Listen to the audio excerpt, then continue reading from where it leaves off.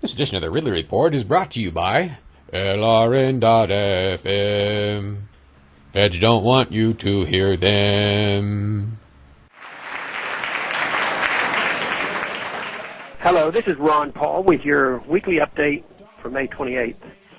The characteristic mark of a tyrannical regime is that it eventually finds it necessary to erect walls to keep people from leaving. That is why we should be troubled by the Ex-Patriot Act, an egregiously offensive bill recently introduced in the Senate.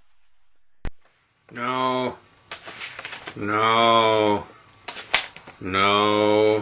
Following a long line of recent legislation and regulations attempting to expropriate more and more wealth from hard-working Americans, this new bill spits in the face of the overburdened taxpayers.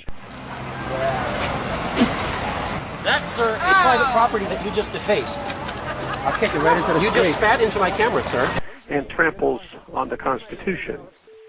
Current law already dictates that Americans with a net worth of over $2 million who expatriate must be assumed to have sold all their assets and must pay a corresponding punitive exit tax on those assumed sales.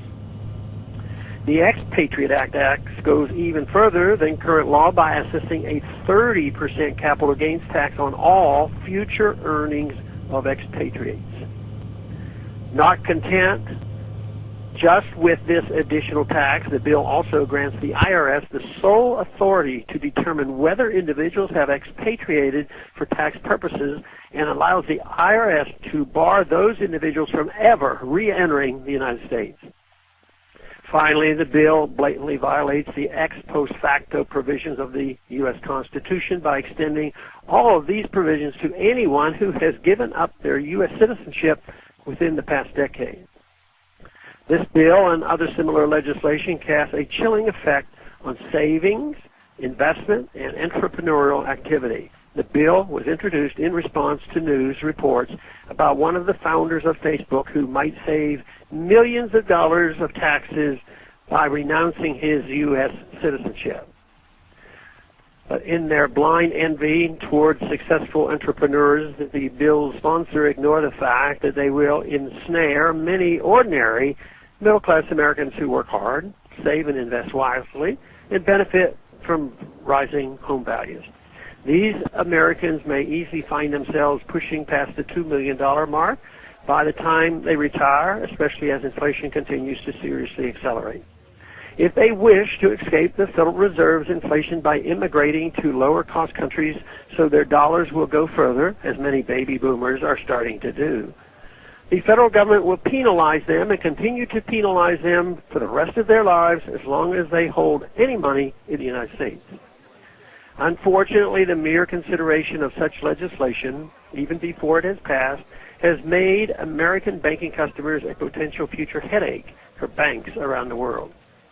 They don't want to deal with the IRS any more than Americans do, and if American account holders become a Trojan horse for the IRS to insinuate themselves into their affairs, there may be more cost than benefit to extending banking services to America.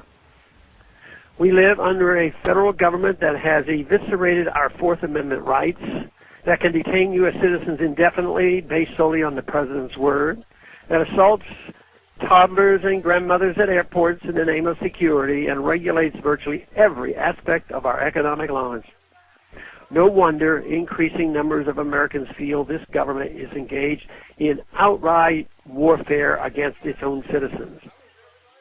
Every day the noose grows tighter, yet everyone who sees the writing on the wall and seeks to leave must pay exorbitant taxes just for the privilege of leaving. And increasingly, the possibility looms of never fully breaking away from the government's tentacles, no matter where they go. Ultimately, the Ex-Patriot Act proposes to control people by controlling their capital, and it has no place in a free society.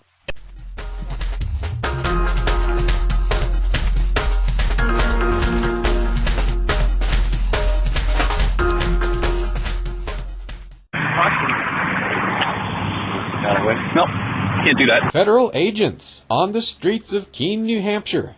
They're investigating reports of an unlicensed radio station said to be broadcasting LRN.FM. So why all the fuss? What is LRN.FM? Well, it's probably not something these agents want you to listen to. It's a 24-hour news talk broadcast, all pro-liberty. A true authoritarian-free zone. Tune in at LRN.FM to listen or broadcast their signal. LRN.FM. Feds don't want you to hear them.